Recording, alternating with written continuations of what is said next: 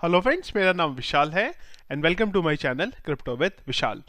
तो friends, bitcoin के बारे में अगर हम बात करें तो करंटली जो बिटकॉइन है वो ट्रेड कर रहा है आपका 35,200 और 300 के बीच की रेंज में। यहाँ पे फ्रेंड्स 130 पे हमारा ये कैंडल क्लोज होने वाला है, तो वो बहुत इंपॉर्टेंट रहेगा क्योंकि जिस तरीके से अभी यहाँ पे चार्ट हमारे बन रहे हैं, मैं एक बार इसे 4 आवर चार्ट कर देता हूँ। तो जिस तरीके से हमारे ये चार्ट बन रहे हैं, इससे बहुत ज़्यादा चांसेस हैं कि अगर नेक्स्ट जो हमारा कैंडल क्लोज होगा, अगर वो टाइम पे भी हमें एक पॉजिटिव यहाँ पे और मिला कैंडल, तो और ऊपर जाने के बहुत हाईली चांसेस यहाँ पे बिटकॉइन के बन रहे हैं। और अगर ऐसा हुआ तो उसका डायरेक्ट इम्पैक्ट जो होगा वो हमारे ऑल्ट कॉइन पे भी पड़ेगा। तो थोड़ा सा 130 के अराउंड जब ये कैंडल क्लोज होगा तो एक बार वो टाइम पे देखना पड़ेगा कि क्या एग्जैक्ट यहाँ पे सीन बन रहा है, अगर हम बिटकॉइन के बारे में बात करें तो।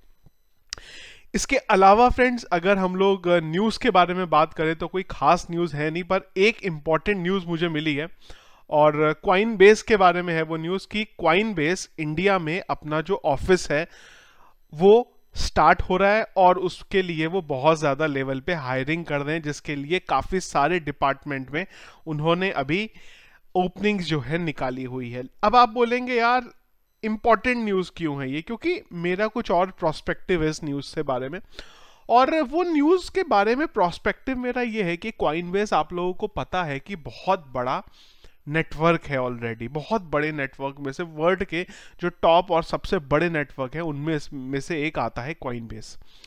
अब यहाँ पे इंपॉर्टेंट चीज ये है कि क्वाइनबेस क्यों एक ऐसी कंट्री के अंदर अपना ऑफिस ओपन करेगी जहां पे क्रिप्टो को लेके हमेशा ये बात होती है कि क्रिप्टो बैन हो रहा है, नहीं हो रहा है।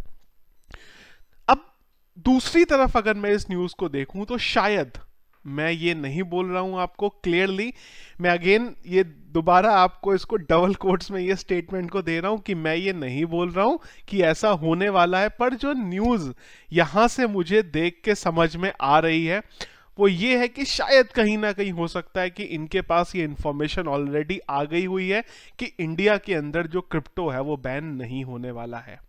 शायद वो जो पार्लियामेंट वाली हमारी न्यूज़ आ रही है कि हमारा मॉनसून सेशन होगा, उस टाइम पे न्यूज़ निकल के आएगी कि क्या इंडिया में प्लान हो रहा है, नहीं हो रहा है।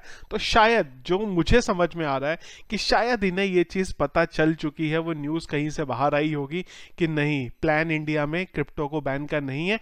तो शायद इसीलिए इतना बड़ा जो मूवमेंट है ये यहाँ पे कर रहे हैं। क्योंकि आप खुद सोचिए कि इंडिया जैसी कंट्री जहां पे थोड़े दिन पहले एपीआईज बंद हो गए थे, बैंक्स ने एपीआई बंद कर दिए थे, वजीर एक्स के जो निश्चल है वो बार बार ट्वीट करे जा रहे थे कि यार एपीआई अवेलेबल नहीं होंगे हम तो कैसे हम लोग ट्रांजैक्शन जो है कर पाएंगे। और वो टाइम पे इतना बड़ा प्लेटफॉर्म इंडिया में आके अगर अपना अकाउंट ओपन कर रहा है तो कुछ ना कुछ सोचा होगा उन्होंने, ऐसा नहीं है कि वो इतना बड़ा डिसीजन इस तरीके से ले लेंगे। और उसके बाद जो इनके सीईओ हैं उन्होंने ट्विटर पे डाला है इस चीज का कि भाई हमें इस समय लोगों की जरूरत है, रिक्रूटमेंट हम लोग कर रहे हैं। तो कहीं ना कहीं इसके पीछे का पूरा गेम रहा होगा जो मुझे समझ में आ रहा है। और अगर सही है ये तो इन्हें लगा होगा कि यार बिल्कुल सही टाइम है इंडिया के मार्केट में घुसने का, क्योंकि एक बार जब क्रिप्टो का ऑफिशियल आ गया मॉनसून सेशन में ये कि भाई अब हम इंडिया से कोई भी बैन नहीं रहेगा,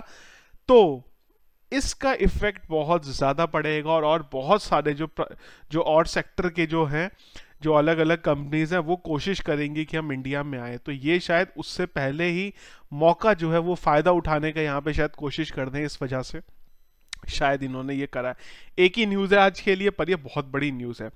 दूसरी चीज़, एक बार फिर से हम लोग आते हैं यहाँ पे बीटीसी के ऊपर। तो जो 150 वाला कैंडल है वो थोड़ा सा, सॉरी 130 वाला जो कैंडल है उस पर थोड़ा आप लोग ध्यान रखिएगा, क्योंकि 130 के कैंडल में अगर ये तब तक, उसके बाद अगर ये थोड़ा नेगेटिव नहीं होता और पॉजिटिव होता है तो आप एक छोटा ट्रेड ले सकते हैं यहाँ पे, जो मुझे समझ में आया। अगेन आप अपना यहाँ पे जो भी आपको रिसर्च करनी है वो करिए, पर मुझे जो समझ में आ रहा है वो अगर 1:30 बजे तक का कैंडल तक अगर ये रेड में नहीं आया, ये ग्रीन में है, तो एक छोटा कॉल वही वाला जो मैंने लास्ट वीडियो में भी बोला था, 5 से 10% वाला कॉल एक आप अगर लेना चाहें तो ले सकते हैं। रिस्क में, रिस्क तो देखिए है ही है। 40,000 से पहले मेरा मानना है कि क्रिप्टो में हमेशा रिस्क है।